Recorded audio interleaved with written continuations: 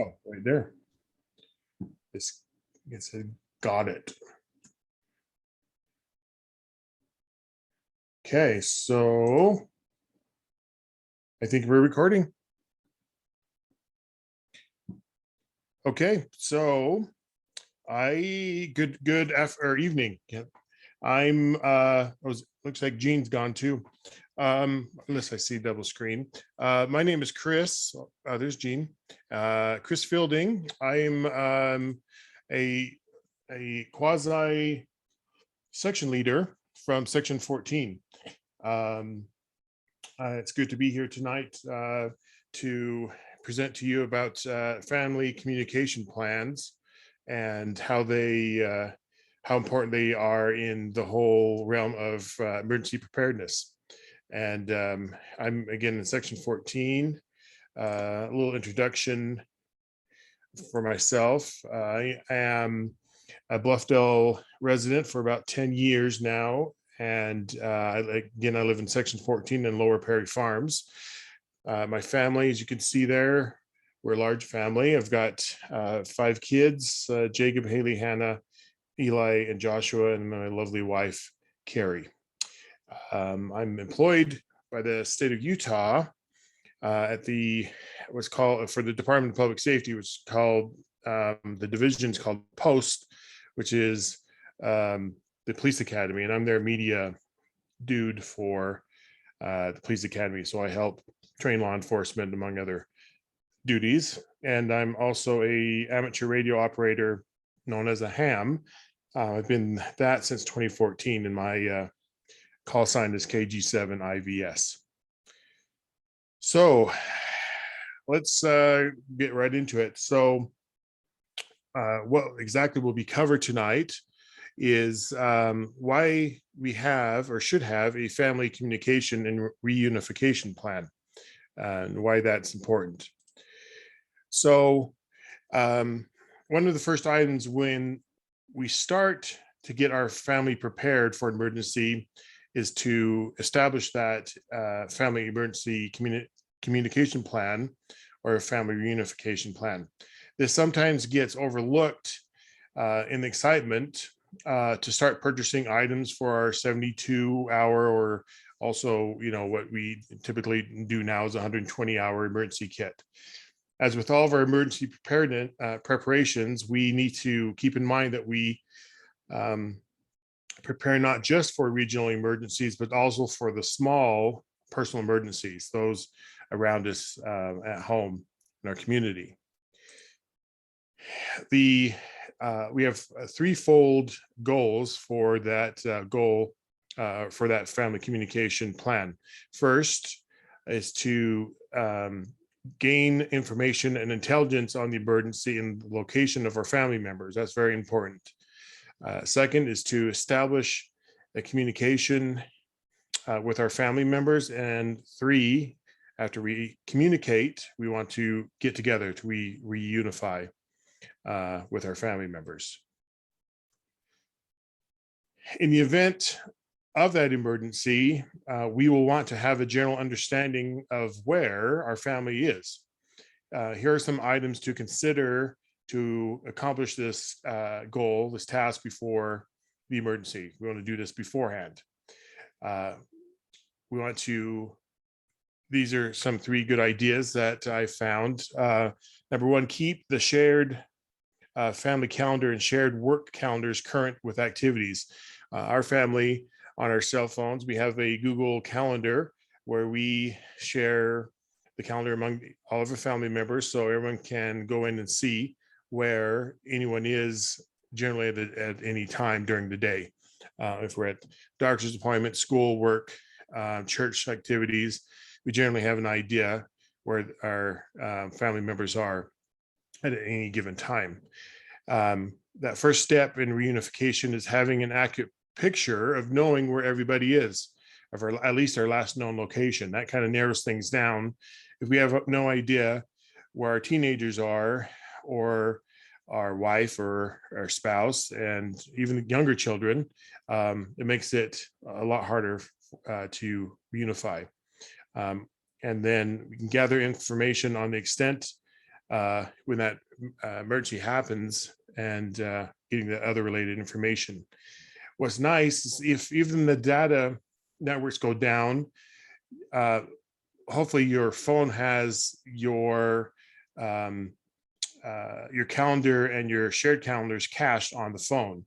You can reference the offline data stored on your phone, or if your networks are still live, data, you can see where your family members are via that GPS location, or where your family was supposed to be at any given time. And on the other hand, your family can see where you are when you were scheduled to be located last. Also, finding some location, there's some location apps, finding location apps on the phone, also store offline information of the last known location. Our family uses, it's called Live 360, and it will store the last known location of each family member. And that's kind of nice to keep track of everybody wherever they are. Of course, I did mention this in the beginning. If you have any questions or need an explanation, please let me know. That pop in. And I'm not actually looking at the chat pod, but I'm going to let Natalie or Jean let me know if there's anything that I need to be aware of. So the some other intelligence that we need to gather is the extent of the emergency that is going on and any other related information. And this can be accomplished in several different ways. Go old school, getting that information from having a TV with an over-the-air signal capability. So it's available now, very easy to buy on Amazon or go to Best Buy, Walmart, anything like that, where you can actually buy an antenna that will plug into the RF input of your TV, and you'll be able to receive the local channels 2, 4, 5, 13, 7, and 11. So it's good to have the availability of at least one TV in your home to be able to receive over-the-air signals. Number 2, being able to have a radio that can receive emergency alerts. They have those that are available where, when those are sent, we have the ability to hear those emergency alerts that come over the air, and alert us of whatever the emergency is. And a radio that can tune into a local TV, or excuse me, a local FM broadcast. If you have I call an HT, is a handy talkie. So what I have here, let me see if I can actually see myself here so I can show you the radios, such as, now you think I can know a little Baofeng radio like this. This has the ability to receive FM radio and receive emergency alerts on it. So and I'll talk about these a little bit, but these are $20, $30 and are actually lifesavers in a time of an emergency. Let's see. Oh, so along with the channels, that's why Natalie and the city as a whole pushes so much. So the importance of getting your technician's license, because this enables you to legally, you can have one of these not being licensed, but to actually operate it you do need at least your technician license, ham radio license. And if you have that license, you can contact others via local repeaters, or what we call simplex. This means radio to radio, and give those that on the boots, called boots on the ground observations, which is very important for your neighborhood and the city as a whole. Okay, so How is this accomplished? So newer forms of emergency alerts, including getting phone, your notifications on your phone, um, automatically from dispatch centers based on your cell tower proximity. So many of us um, recently, have received that, those notice or like abductions or weather alerts with the severe weather, have received those on our phones. So it makes it quite nice. You can also subscribe to your local reverse 911 system for home and work, for city or county emergency subscribers. Um, I was needed to ask, and I didn't ask Natalie if the city actually participates in that, if that is a county-wide thing. I'll have to get that information, but um, you can use apps on your phone from local media, and also apps from like your local transportation department for UDOT, and other government sources. And lastly, in grid up situations, Twitter will provide you actually real-time information faster than actually getting it from official channels. Usually an official government channel or government agency will tweet their information to Twitter first, and that you'll get that information before it's usually on the radio or on the TV. And so Twitter is actually you may love it, you may hate it, but it is a good emergency communication medium. So after you've gained the intelligence of what the emergency is going on around you, you need to enact your plan to gain health and welfare information on your family and establish communication with them. So first thing you need to do is be sure to have, again, on your phones, to have all your phones updated with all possible contact information.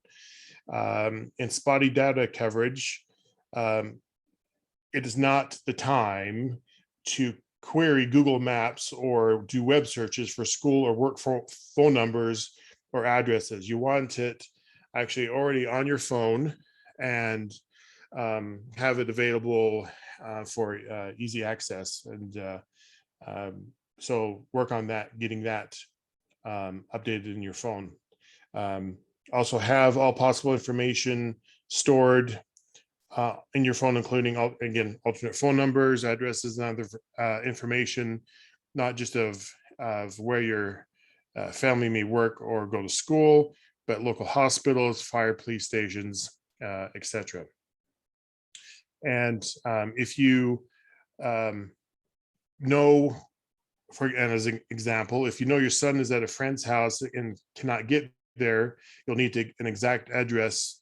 If you expect a local ham radio operator to make a welfare check for you. So you want to, friends, information on the phones, trusted neighbors, important stuff like that. And lastly, if you have the data room on your phone, instruct Google Maps, that app, to store the local map data offline onto your phone. So you have at least a snapshot of your city, of your area, where you can download it and have an offline version of those maps. It doesn't even just have to be Google Maps. There are other GPS maps that give you incredible detail if you want that, and let you download it to your phone for later use.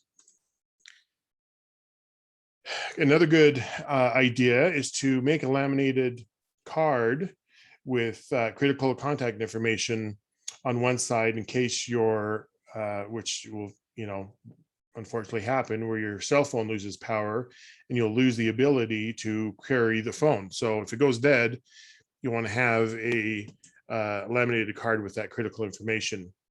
Once again, you may get aid from a ham or amateur radio operator outside the disaster area that can make phone calls for you. And that can be done in an emergency also, if everything lines up right. But, again, ham radio, amateur radio is very important, but let's do our part first. Additional phone numbers to have are important is to have designated point of contact well outside the possible affected area. So usually, we've been taught and recommended to get a point of contact somewhere out of the state, a family member, a friend who you can report to each individually as a family member, and they can put that information together and use that as a central depository for information for your family. Give each member of your family instructions on this card to attempt to send a text message. Since a text message is more likely to get out than actually calling on your phone. The person outside this area can gather the information and relay it back as necessary. So, again, establish that person, be it a close friend, a family member, someone you trust. In a complete grid down situation, you can utilize, again, local operators to pass national message information or traffic. And so, again, we like to rely on amateur radio operators, which will be, very important in time of emergency. So if you want to be a part of that, again, do your part and try to get your technician license, and we can help train you in that time of emergency. In addition, a recommendation is to provide each member of your family a radio to store in their daily bag. Now, excuse me, I never thought about this as a family as a whole, to have each family member actually have their own radio. They, in this picture you see on your screen, is a protective cover that covers the radio, and they put it in their backpack, carry it around with them, and they will actually have that available for them to use in the time of emergency. Of course, you want to train them of how to turn it on and make sure they're on the right frequency, but that's an option you can look into. What I've done is I've installed and have one of these, again, the Baofeng type radios in each of my cars and at home. So in an emergency, I can get in contact with other hams. But this gave me an idea now that, if we're in a car, each one of us, because I've got 4 drivers, each of us have a radio that we would be able to hopefully get in touch with each other via a repeater or a simplex, so radio to radio. But I need to teach my family members who drive, number one, how to turn the radio on and how to talk on it. So that's something that I learned that I need to do. Again, that this training with your family and practicing is a good idea before the emergency actually happens. So after you have established information, the intelligence where everybody is, and reestablish those communications with your family members, the last step is actually getting together, so reunification. If you're in contact with your family as a whole, you can make the decision then when and where to meet based on your circumstances. If you're not in communication with those family members, you need to have written instructions on where to go for reunification. So, it may be a mix of both, but you will need to at least have the decision where to meet if you all know where each other is, or if you can't, come up with a plan of where to go in that time of need.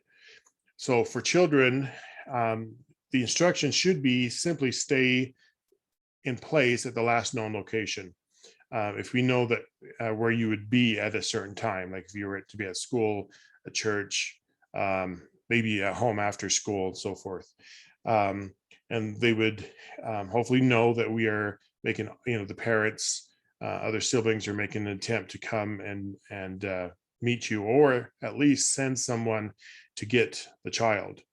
If the child does wander, and there's no plan, we have no idea where they would go.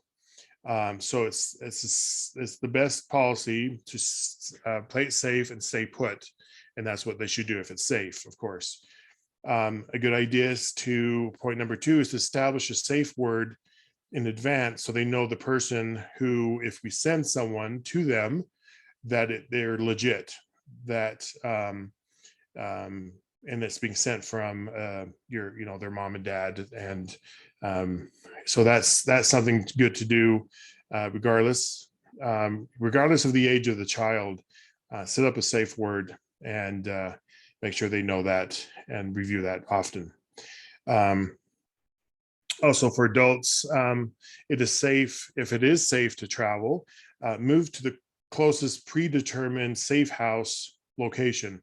It may be, back to work. If that's close, go to your home or another friend or family member, depending on, when the emergency happens or what the emergency is. If your family knows your last location, they can make hopefully an educated guess of where you are staying put, or if you're going to actually move to another predetermined location. So use your smarts, and hopefully you've come up with that idea, and it's hard to say when the emergency is going to happen, but with that place, because, as work, as a family member, could be, another friend, or even a church. Hopefully they have an idea where you'd be going at that time. On that other side of that a laminated card, it's actually a good idea to put a family photo on it.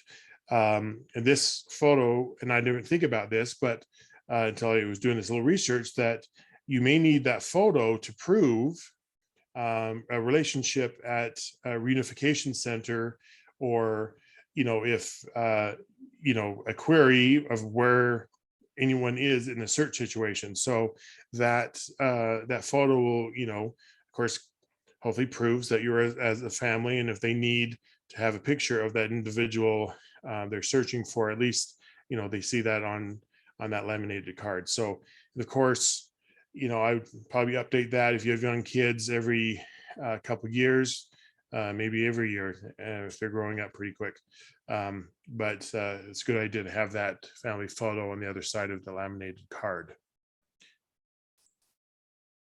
So the emergency communication plan is something really that should not be overlooked.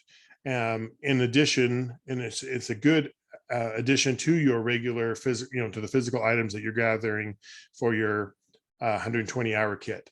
Again, this was an eye-opener for me, just this part of family reunification plan. You never know when your family's where they're going to be, like the rare chance that you're all going to be at home at the same time when something happens. That's probably going to be a rare situation. But having that plan in place and practicing it will give you and your family peace of mind, that you are better prepared than probably the majority of people in any given emergency situation. So it's something that I would, again, highly recommend. It's something I need to do. I'm still learning about all this, so this was a good learning experience for me preparing for this presentation. So now we're drawing to a close. Are there any questions that from our online audience that you may have concerning this? Forever hold your peace. A few online. Does anyone have any questions on that? Chris, this is Gene and Janice. Hey. We'll review your presentation in more detail and study it. Okay. Catch up to you at one of the meetings that we attend. Okay. Very good. And I encourage, thanks for that reminder too. So first of all, I need to give credit to my good friend. He's actually my boss too. John Jacobs, W7DBO. He helped supply the information concerning this presentation, the Family Communication Reunification Plan presentation, and it's a good resource. He knows this stuff, and his website's right there, w7dbo.net. It's a bunch of good information. So if you want to get a hold of me, we can discuss things, how we can support each other. Again, my name is Chris Fielding. There's my email address and my phone number. I'm more than welcome to, again, meet with you, whenever. I, encourage you to get your amateur radio license. I know Gene has his, Natalie has hers, many in our city do, but we're always looking for more the merrier, especially in those times of need. So I encourage you to have that. And we'll have that information again when new classes are coming up on the city website. But again, I've appreciated this opportunity to learn myself and to present to you as a city. So are there any further questions? Natalie, do you have anything that I think Gene has a question. Okay. Not a question. That was an excellent and very informative presentation. Thank you for all your effort. Well, that was great. Thank you. Excellent. It was fun presenting. I've learned a lot. So I learned a lot, just gathering the information too. So and there's a lot of information online. I didn't put a resource guide on there, but if you search Family Communication Plan or Family Communication or Reunification Plan online, you will get a plethora of information online to show, so, or to study and to use. So yeah, simple as that. I enjoyed doing it.